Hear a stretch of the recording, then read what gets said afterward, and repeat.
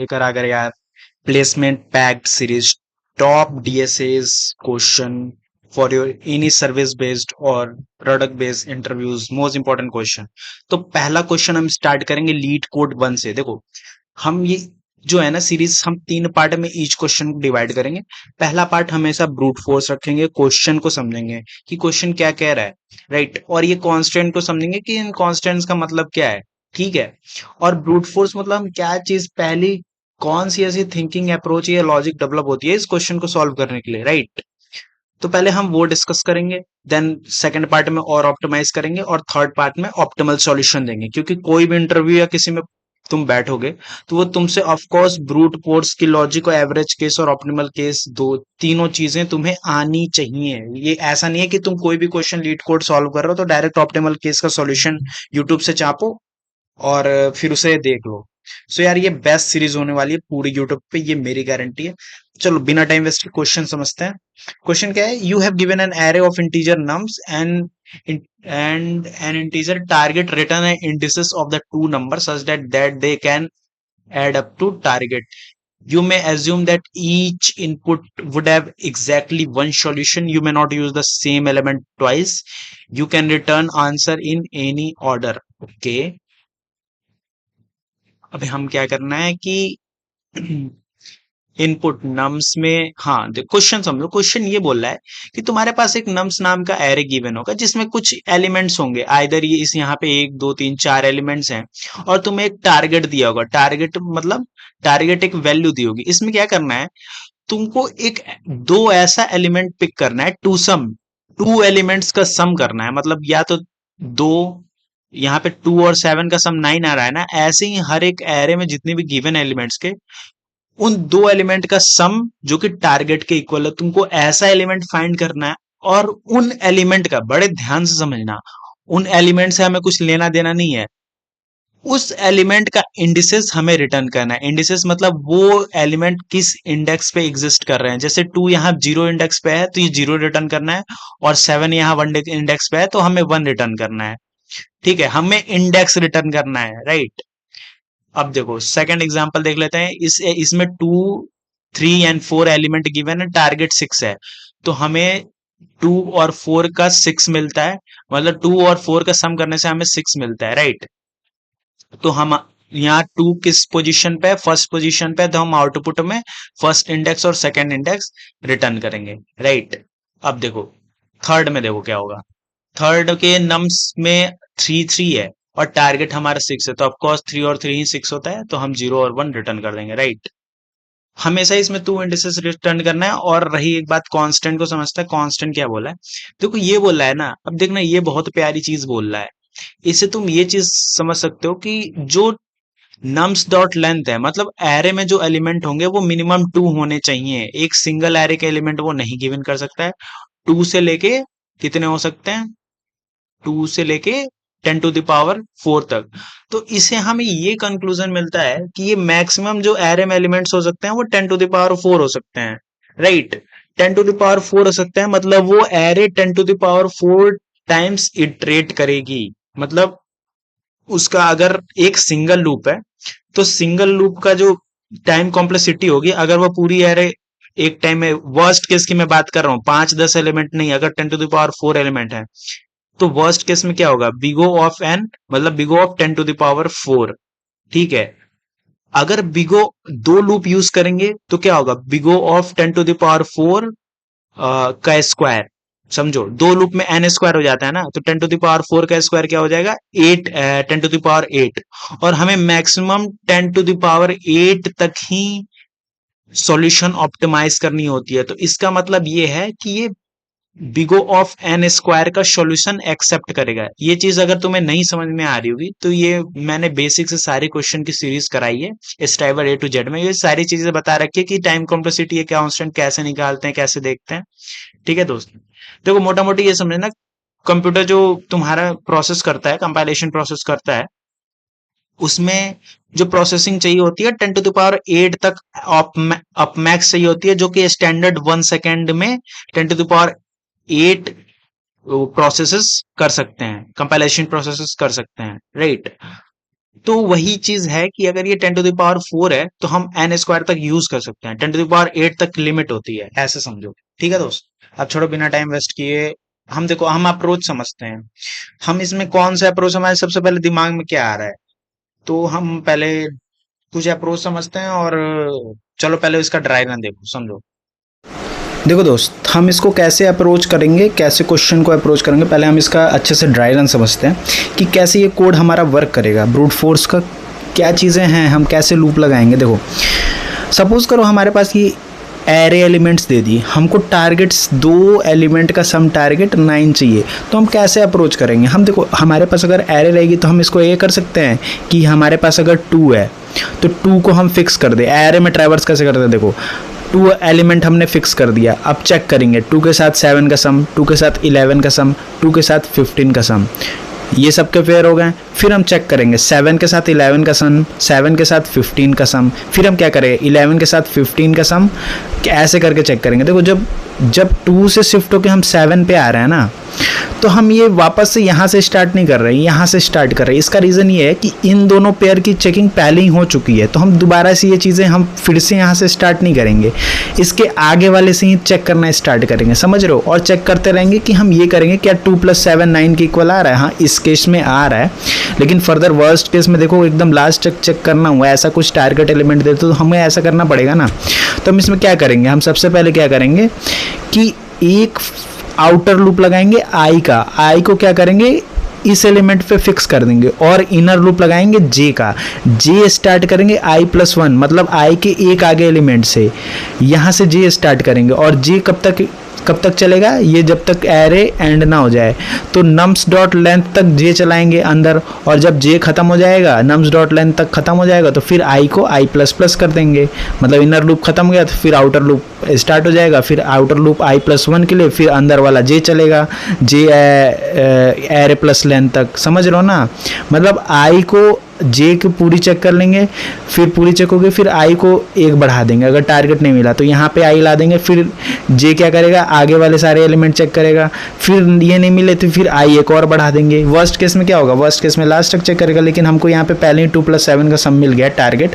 तो देखना हम फर्दर चेकिंग अवॉइड करने के लिए क्या कर सकते हैं, हम फर्दर चेकिंग अवॉइड करने के लिए ये कर सकते हैं कि जैसे ही हमको इस एलिमेंट और इस एलिमेंट का सम टारगेट वैल्यू का हमारे इक्वल मिलेगा, हम तुरंत वहीं पे रिटर्न स्टेटमेंट चला देंगे। रिटर्न स्टेटमेंट क्या करेंगे, हम उसकी इंडेक्स रिटर्न करनी है, तो हम आई और जे की इंडेक्स को रिटर्न कर देंगे अपने कोड में। वो हम फर्दर कोड में देखेंगे हम इसको कैसे इंप्लीमेंट करते हैं। ठीक है दोस्त, तो ये चीज़ यही करेंगे, तुरंत रिटर्न कर देंगे, इसलिए क्योंकि ये फर्दर ट्रैवर्स नहीं करेगा हमारा एरे, फालतू में झूठ में हमारे ऑपरेटिंग सिस्टम और कंपाइलर पे लोड नहीं देगा कि पता चला हमें टारगेट वैल्यू मिल भी गई है, उसके इंडेक्स मिल भी गया, फिर भी हम पूरा एरे चेक किए जा रहे हैं। क्या मतलब है भाई, तुरंत रिटर्न स्टेटमेंट मार दो, इंडेक्सेस को रिटर्न कर दो। रिटर्न स्टेटमेंट का मतलब वही है, फंक्शन स्टॉप हो जाता है, फंक्शन जहाँ से फंक्शन कॉल आई है वहीं पर रिटर्न हो जाता है, वैल्यू दे देता है अपनी जो उसे रिटर्न करनी है। अगर रिटर्न टाइप वॉइड नहीं है तो, रिटर्न टाइप वॉइड होता है तो क्या होता है, वो बस अपना काम कर देता है। मैंने सारी स्ट्राइवर इनटू जस्ट सीरीज में बहुत अच्छे से ये चीज़ समझाई है। अब देखना ये सेकंड एग्जांपल मैं तुम्हें बताने के लिए दे रहा हूँ। हमारे पास एलिमेंट में क्या है 3 4 9 2, हमारा टारगेट 6 है, तो ये क्या करेगा, पहले आई को यहाँ फिक्स रखेंगे, जे की वैल्यू यहाँ तक चलाएंगे, एरे डॉट लेंथ तक चलाएंगे। 3 + 4 क्या 6 के इक्वल है, नहीं है। 3 + 9 6 के इक्वल है, नहीं है। 3 + 2 6 के इक्वल है, नहीं है। आई बढ़ के यहाँ आ गया। अब जे क्या करेगा, जे यहाँ से i+1 से चलाएंगे, मतलब 9 से लेकर 2 तक एंड ऑफ एरे तक चलाएंगे जे।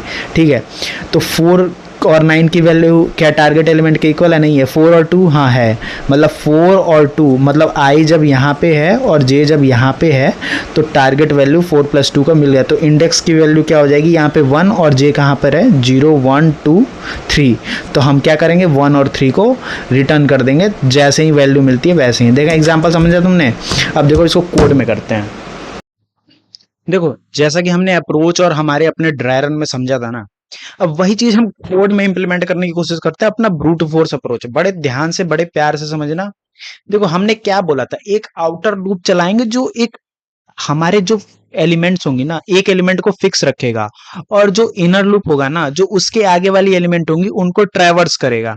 तो एक हम आउटर लूप क्रिएट करते हैं जो कि आई होगी, हमने ड्राई रन में समझाया था, समझो। आई की वैल्यू हम 0 लगा देंगे, और देखना आई कहां तक रखेंगे, आई एरे लेंथ तक होगी, क्योंकि आई अगर वर्स्ट केस में क्या होगी, एक एलिमेंट से पूरा लास्ट तक चेक करेगी, दूसरे एलिमेंट से पूरा लास्ट चेक करेगी, करते करते लास्ट तक तो जाएगी ना एटलीस्ट। तो हम क्या करेंगे, एरे डॉट लेंथ तक चलाएंगे, एरे डॉट लेंथ, ठीक है। अब देखना हम यहाँ पे i is less than array dot length, i is, हम यहाँ पे लेस देन किए हैं, लेस देन इक्वल टू नहीं लिखा है मैंने। क्यों नहीं लिखा है, क्योंकि हमारी जो एरे डॉट लेंथ जो होती है ना, फंक्शन इन बिल्ड फंक्शन जो होती है, वो एरे के लेंथ को रिटर्न करती है। सपोज करो हमारे पास एक 5 एलिमेंट का एरे है, जिसमें 0 1 2 3 4 5 एलिमेंट हैं, तो वो हमको 5 रिटर्न करके देगी। लेकिन जो एरे की इंडेक्सिंग होती है ना, वो 1 2 3 4 5 ऐसे काउंट नहीं करती है, वो इंडेक्सिंग 0 1 2 3 4 ऐसे काउंट करती है। तो ऑब्वियस है कि अगर जीरो से स्टार्ट कर रहे हैं तो less than array dot length तक चलाएंगे, क्योंकि एरे डॉट लेंथ हमेशा उस नंबर ऑफ एलिमेंट रिटर्न करेगी, तो एक पहले तक ही जीरो की इंडेक्सिंग हुई तो वो कंप्लीट हो जाएगी। लेकिन अगर 1 से स्टार्ट करेंगे, मतलब अगर हम भी इंडेक्सिंग 1 को सपोज करके करते हैं, तो array less than equal to array dot length तक चलाएंगे। चलो ये चीज तुम्हें समझ में आ गई। मैंने सोचा बेसिक चीजें हैं तुम्हें आती होंगी, खैर मैंने एक्सप्लेन कर दी, कोई दिक्कत वाली बात नहीं है। बहुत बेस्ट वीडियो है पूरे यूट्यूब पे, ठीक है दोस्त। अब देखो हमने आउटर लूप को तो लगा दिया, हमारा इनर लूप का क्या काम हो रहा था, इनर लूप हमारा जे हो रहा था, ठीक है। जे क्या कर रहा था, आई और जे को ऐड करके और एक एक एलिमेंट को ऐड करके आगे बढ़ते जा रहा था, बढ़ते जा रहा था, और चेक करते जा रहा था क्या वो टारगेट वैल्यू के इक्वल है। तो पहले हम जे इनिशियलाइज करेंगे, कहां से, जे इनिशियलाइज हमेरा जो आई की करंट वैल्यू होगी ना, सपोज करो आई, आई एक पर्टिकुलर एलिमेंट का है, तो उसके आगे एलिमेंट से जे सर्च करना स्टार्ट करेगा, ट्रैवर्स करना स्टार्ट करेगा। अभी डायग्राम में समझाया था मैंने, int j is equal to i plus one, ये तुम्हें पता चल रहा होगा मैंने आई प्लस वन क्यों लिखा है, तुम्हें वो उसमें मैंने समझाया होगा कॉपी पे अपने, ठीक है दोस्त। ये भी वहीं तक चलेगा, उसका रीजन भी मैंने बता दिया, एरे डॉट लेंथ तक, ठीक है दोस्त।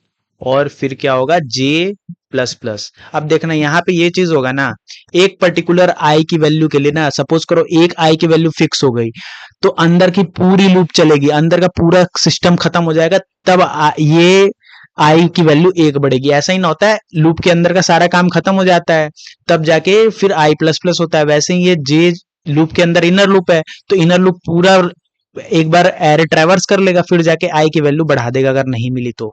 वही चीजें मैं बता रहा हूँ, समझो समझो मैं क्या बोल रहा हूँ, समझो। और और फिर क्या था, हमें कंडीशन चेक करनी होगी, क्योंकि हम केवल ट्रैवर्स ट्रैवर्स थोड़ी करेंगे ना दोस्त, हमें कंडीशन चेक करनी है, हमें कंडीशन लगानी है कि जैसे ही हमारे टारगेट एलिमेंट आई एलिमेंट की वैल्यू और जे एलिमेंट की वैल्यू को हम सम करते हैं, जैसे हम हमारी टारगेट एलिमेंट मिलती है, वैसे हम तुरंत रिटर्न कर जाएं। इस लूप और ट्रैवर्सल के चक्कर से हमको फर्दर कोई कोई चेकिंग वेकिंग नहीं करनी है, कोई चीजें नहीं करनी है। तो हम एक यहाँ पे कंडीशन लगाएंगे कि इन इफ हमारे एरे का नाम है नम्स, देखो ये नम्स डॉट लेंथ लिखना है मैंने। चलो यहाँ पे मैं क्या कर रहा हूँ, यहाँ पे नाम ही चेंज कर दे रहा हूँ, सब जगह एरे एरे लिख दिया। तो यहाँ पे हमने इफ ए आर आर, आई की जो वैल्यू है, आई पे जो वैल्यू है, प्लस ए आर आर जे पे जो वैल्यू है, अगर उनका सम प्लस टारगेट के इक्वल होता है, टारगेट के इक्वल होता है, तो हम क्या करेंगे, हम तुरंत रिटर्न करेंगे। क्या रिटर्न करेंगे, रिटर्न करेंगे क्या, इंडिसेस रिटर्न करना है। अब देखना यार, यार मैं बूलियन रिटर्न करना जानता हूँ, इंट वैल्यू रिटर्न करना जानता हूँ, रिटर्न दिस दैट, ये सब चीजें, रिटर्न 0 1 या रिटर्न पर्टिकुलर वैल्यू कर देता हूँ। लेकिन यार ये दो नंबर रिटर्न कैसे करूँ यार, दो नंबर तो बड़े ध्यान से समझना, यहाँ पे रिटर्न टाइप एक एरे टाइप है, देखना इंट एरे है, तो हम इसी का हेल्प लेके दो वैल्यू रिटर्न करेंगे। कैसे होता है देखना, बड़े ध्यान से समझना। हम एक यहाँ पे न्यू कीवर्ड यूज करेंगे, इंट लगाएंगे, ये क्या करेगा, हमारा तुरंत एक एरे क्रिएट कर देगा रिटर्न टाइप में, और फिर यहाँ क्या करेगा, और इसके अंदर हम अपनी आई और जे की इंडेक्स डाल देंगे, क्योंकि आई इंडेक्स ही चाहिए हमको, एलिमेंट की वैल्यू नहीं चाहिए। अब देखो मैं ऐसा क्यों लिख रहा हूं, मैं तुम्हें बहुत प्यार से समझाता हूँ ये चीजें। देखो तुम यहाँ पे कमेंट आउट कर दो, तुम एरे कैसे डिक्लेयर करते थे जावा में, तुम ये करते थे इंट, ठीक है, ये करोगे इंट ए आर आर, जो भी नाम डालना हो, A R R, B R, C R, एक न्यू कीवर्ड डालोगे और फिर इंट क्या करते थे, इसके अंदर जो जितनी लेंथ की एरे चाहिए होती थी उसे डिक्लेयर कर देते थे। या तुम ऐसे करते थे, अगर सपोज करो तुमको डिक्लेरेशन प्लस इनिशियलाइजेशन दोनों चीजें करनी है, तो यहाँ पे न्यू कीवर्ड नहीं यूज होती थी, तो बड़े ध्यान से समझना।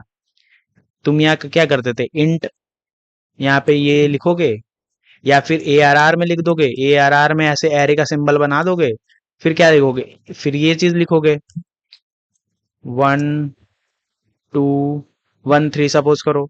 लेकिन सपोज करो तुमको एम्प्टी एरे डिक्लेयर करना था, तो तुम कैसे डिक्लेयर करते थे, समझो। मैं बता रहा हूँ, मतलब तुम्हारा बेस क्लियर कर देना चाहता हूँ। क्या करते थे, ऐसे इज इक्वल टू क्या करते थे, फिर ये एक एम्प्टी एरे का सिंबल बना देते थे। यही चीज तो हम यहाँ भी कर रहे हैं, बड़े ध्यान से समझना। हम डायरेक्ट क्या कर रहे हैं, हम डायरेक्ट इंट, क्योंकि हम डायरेक्ट वेरिएबल रिटर्न नहीं कर सकते हैं, हम direct int A R R return नहीं कर सकते, क्योंकि हमने ए आर आर को डिफाइन ही नहीं किया है। अगर हम ए आर आर को डिफाइन कर दें, पहले हम इसको चला के देखते हैं ये चल रहा है कि नहीं। मैं तुम्हें बहुत मस्त सी चीज बताऊंगा, पहले कंपाइल करते हैं।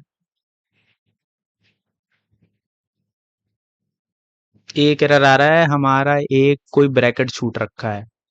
कौन सा ब्रैकेट छूट रखा है, मैंने ये फॉर क्लोज कर दिया, ये फॉर क्लोज कर दिया, ये भी क्लोज कर दिया, ये भी क्लोज कर दिया। अच्छा अच्छा अच्छा, देखो देखो देखो देखो, यहाँ पे लिख रखा है मिसिंग रिटर्न स्टेटमेंट। अच्छा अच्छा, समझ में आ गया।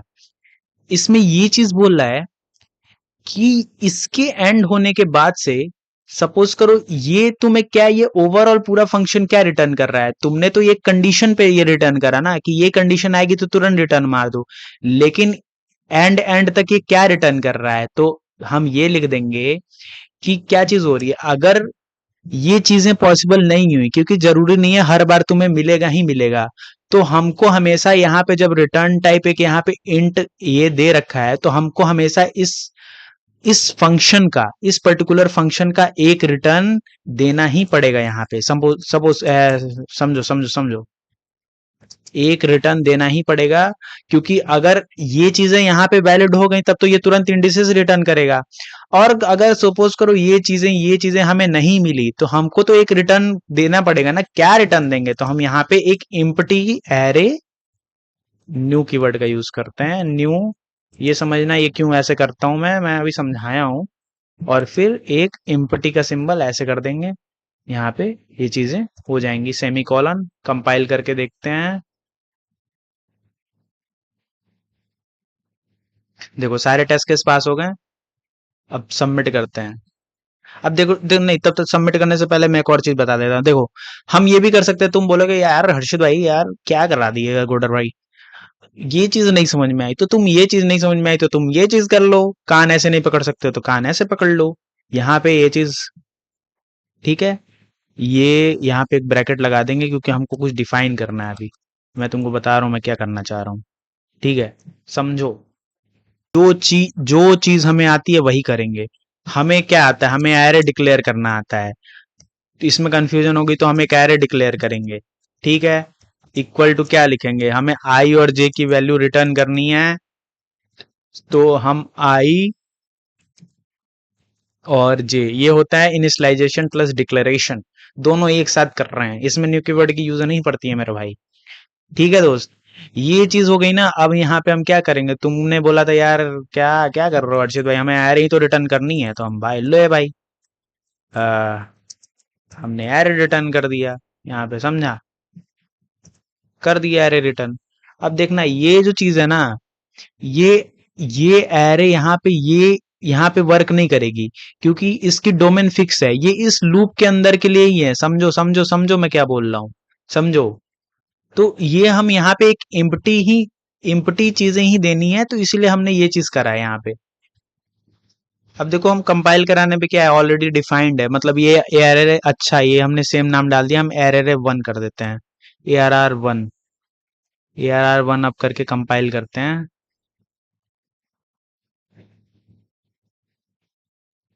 देखो सारे टेस्ट केस पास हो गए, ठीक है दोस्त। अब तुमने बोलोगे यार हर्षित भाई यार तुमने ये चीज तो फिक्स कर दी यार, ये चीज अब मेरे को अच्छी लग रही है, वो कंफ्यूजन नहीं हो रहा है, न्यू ए आर आर ये सब दिमाग नहीं खराब हो रहा है। लेकिन यार ये चीज भी तो कुछ कर दो। तो अरे भाई लो, ले भाई, तुम्हारे लिए ये भी फिक्स कर दिया। हमको इम्पटी एरर रिटर्न करना, अगर कुछ नहीं मिले ना तो एक इम्पटी एरर डिक्लेयर कर दे मेरे भाई, उसको रिटर्न करा दे। बड़ा है भाई, क्या कर रहा है? अरे कोडर भाई जब हैं तो कोई चीजें मुश्किल नहीं है। ऐसा भाई ट्यूटोरियल कोई नहीं बना सकता है पूरे यूट्यूब पे, मैं बता दे रहा हूँ, दावा करता हूँ मैं। ठीक है। और इसमें इम्पटी एरे में क्या देते हैं, ऐसे दे देते हैं। और देखना ये भी सारी चीजें पास हो जाएंगी। और फिर यहाँ पे हम रिटर्न क्या करेंगे, direct A R R two return कर दो। अब वही चीज तो नहीं दे सकते ना, ए आर आर वन ही नहीं दे सकते ना, क्योंकि उसमें वैल्यू पड़ी हुई है और ये हमको खाली एरे चाहिए। दोनों डिफरेंट डिफरेंट एरे हैं, समझो समझो समझो समझो। हो जा सारे टेस्ट केस पास, हो जा सबमिट। बहुत बढ़िया, that's all from my side. अब देखते हैं एवरेज अप्रोच, इसको और ऑप्टिमाइज करेंगे। ठीक है दोस्त, बाय बाय।